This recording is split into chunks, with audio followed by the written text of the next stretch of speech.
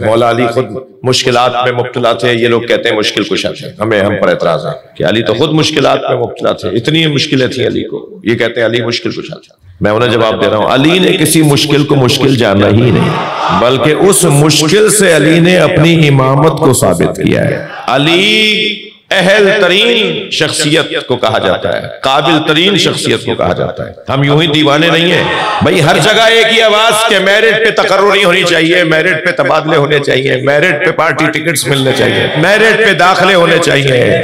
हम भी तो कयामत तक कहते रहेंगे और तुम्हें समझाते रहेंगे, हमेशा बोलते रहेंगे कि नबी के बाद भी मेरिट पे मानना चाहिए। काबिलियत का सबसे बड़ा उन्वान इल्म है। शक्ल का बड़ा अच्छा है, कद 6 फुट से ज्यादा का है, खानदान का तो क्या कहना, सवारी भी अच्छी लेकर आता है, मगर नाम भी लिखना नहीं आता।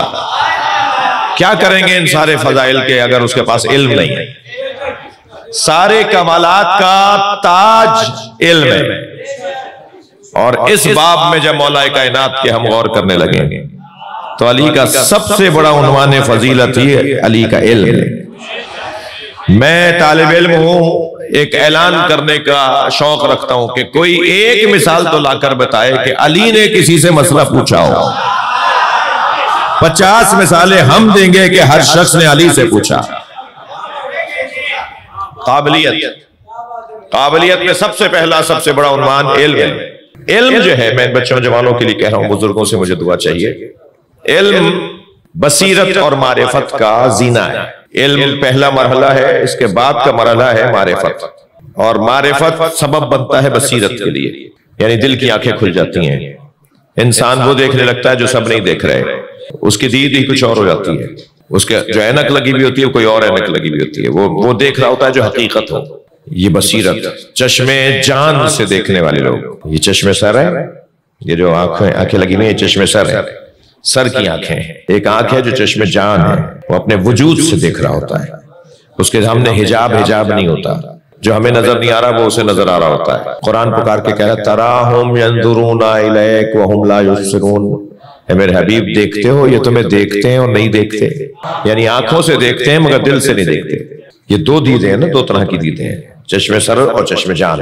वो सबब बनेगा, वो सबब, वो मकाम, वो कैफियत इल्म के बाद मारिफत और मारिफत के बाद बसीरत। और ये एक उन्वान है, जितना इल्म बढ़ता चला जाएगा इतनी बसीरत बढ़ती चली जाएगी। ये सबसे पहली फजीलत है, सबसे बड़ा उन्वान है। जब बसीरत बढ़ जाएगी, ये जो कहा है ना हदीस के अंदर के जब शहीद के बदन से खून निकलना शुरू होता है तो उसके सामने हूरें आ जाती हैं, उसके सामने जन्नत के मंजर आ जाते हैं, उसके सामने अली आ जाते हैं। अब ये मंजर के शहीद के बदन से खून निकल रहा है और वो अब जाने वाला है, अब वो दुनिया छोड़ने वाला है, उसके सामने अली आ जाए तो मुझे बताइए खून निकलने की तकलीफ होगी या अली को देखने की लज्जत होगी? हम तो देख रहे हैं दूर से, हम समझ रहे हैं ये तड़प रहा है, ये इसके बदन से खून निकल रहा है, इसको तकलीफ हो रही है, मगर कोई उससे भी तो पूछे तुम्हें क्या हो रहा है, वो कहेगा जो मंजर मैं देख रहा हूं वो तुम नहीं देख रहे।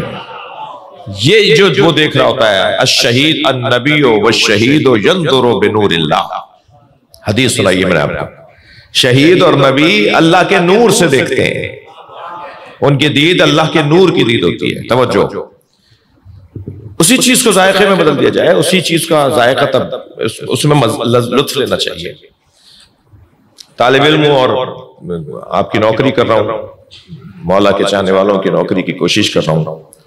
ये कामयाब नौकर हूं या नहीं ये तो मालिक बताएंगे, लेकिन कभी कभी हम ऐसे मरहलों में आ जाते हैं ना जब कौमी मसला या किसी खास उलझन में आ जाते हैं, किसी सफर से किसी एक मसाइल का सामना हो रहा होता है। मसलन यही कि जी फर्ज कीजिए सामने की बात, बच्चों को कुछ कहने के लिए कह रहा हूं, मसलन फर्ज करें हम इस्लामाबाद से मुजफ्फराबाद जा रहे हैं, लैंड स्लाइडिंग हो रही है और पत्थर गिर रहे हैं और गाड़ी बच के निकली तो फिर एक और गाड़ी को गिरते हुए देखा, फिर हम बच के निकले तो फिर एक और पत्थर आते देखा, तो अब ब्लड प्रेशर हाई हो रहा है, कैफियत बदल रही है जी, खौफ तारी हो रहा है। तो ऐसे में मैं अपने आप को पहले कहता हूं, फिर अपने साथियों से कहता हूं, इसी में लुत्फ लो, इसी मंजर में मजा तलाश करो। क्या है भाई अगर आप मजा और लुत्फ तलाश करने लगेंगे तो मजा मिल जाएगा, मजा मिल जाएगा। और जब मजा मिलेगा तो आपका दिल कहेगा कि या अल्लाह हमें और आजमा, हमें और आजमाओ। और अल्लाह को वो लोग अच्छे लगते हैं जो अल्लाह से बात करते हो। जो अल्लाह से बात नहीं करते, अल्लाह मुझसे तो बात ही नहीं कर रहे, तो उस चीज का जायका बहाल करने की जरूरत है। परेशानी नहीं, परेशान होंगे खुद अपना खून जलाएंगे, पत्थर लगे या ना लगे ये खुद कहीं जाके लग जाएंगे, तो क्या फायदा हुआ। ये होना तो है, ये हो रहा है, होना है, कुदरती मसाइल हैं। ऐसे कौमी मसाइल में भी मेरे अजीजों, मेरे बच्चों, जब मसाइल आए, मसाइब आए, परेशानियां आए, तो हमें तमाम तर हकीमाना तकाज़ों को मुकम्मल करना होगा। जो मसलन मशवरा, मसलन जो है वो चीजों को तसल्ली से देखना, हौसले से देखना, फिर उसमें जमा तफरीक करने के बाद एक नतीजा लेना, फिर नतीजा अगर किसी को बताना है तो उसे बताना, वरना खुद उस पर अमल करना। किसी से अमल करवाना है तो अमल करवाया जाए, और अगर खुद नहीं समझते आपकी कोई अमल कर पाएगा तो खुद उसके ऊपर अमल करना। अज़ीज़ान गिरामी, मसाइल, मुश्किलात, नफ्स मुतमइन्ना के ऊपर गौर कर रहा हूं मैं। मसाइल, मुश्किलात, परेशानियां, उलझने इंसान चाहे तो वही लज्जतों में बदल सकती हैं, और क्या हो कि लज्जतें बाज़ औक़ात मुश्किलात में बदल जाती हैं। तो ये इंसान के हाथ में है कि कौन सी ऐनक लगा के देखे। मेरी मिसाल पुरानी है मगर इस जगह की है। मैं एक रास्ते से गुजर रहा था, सांप बैठा नजर आया, मेरे बढ़ते हुए कदम रुक गए, सोचने लगा आगे बढ़ूंगा तो ये मूजी है, हमला करेगा। अभी खड़ा मैं सोच रहा था कि आगे जाऊं, रुक जाऊं, पीछे जाऊं, क्या करूं, कि एक छोटा सा बच्चा मेरे बराबर में आके खड़ा हुआ, कहने लगा मौलाना ये प्लास्टिक का सांप है। जब मुझे मालूम हुआ प्लास्टिक का सांप है तो मैंने उस पर पैर रखा, उसे कुचलता हुआ चला गया। मालूम यह हुआ जब हकायक रोशन हो जाते हैं तो इक़दामात भी तब्दील हो जाते हैं।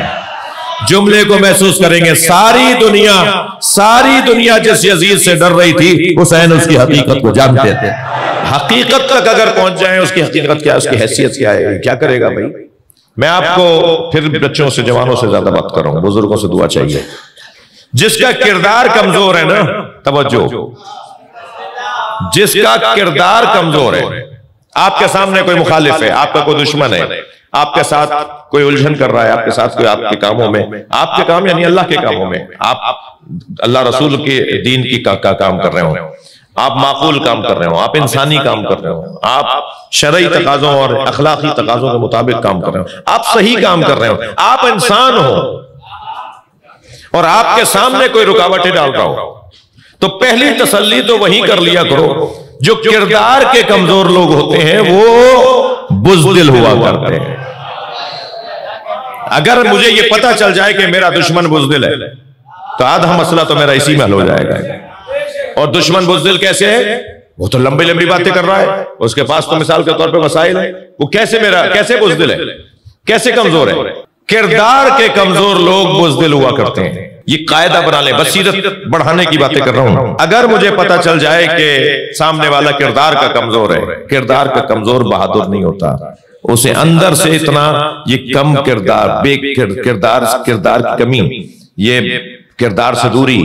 अब मेंबर की जबान भी तो है ना, मैं लफ्ज बाज नहीं बोलना जी। ये जो अंदर से उसकी कमजोरी है ना, जो उसकी अपनी जाती कमजोरी है, वो अंदर से उसे वैसे ही खोखला कर चुकी है, लिहाजा उसे डरने की जरूरत ही नहीं है, उसे डरने की जरूरत ही नहीं है, उसे खौफ खाने की जरूरत ही नहीं है। इत्मीनान के साथ आगे बढ़िए। मुश्किलात, परेशानियां, उलझने, दीद बदलने से उसका जाविया बदल जाता है। उसी चीज को ऐसे मोड़ कर देखिए। मैं इन बच्चों से कह रहा हूं, वो जो परेशान कुन चीज लग रही हो ना, उसे यूं मोड़ के देखिए, दूसरी तरफ से वो कुछ और नजर आई। हम जिन लोगों के मानने वाले हैं वो जमाने को मोड़ कर नहीं देखते हैं, मोड़ कर देखते हैं। हालात को अपने हक में तब्दील करना होना रहे।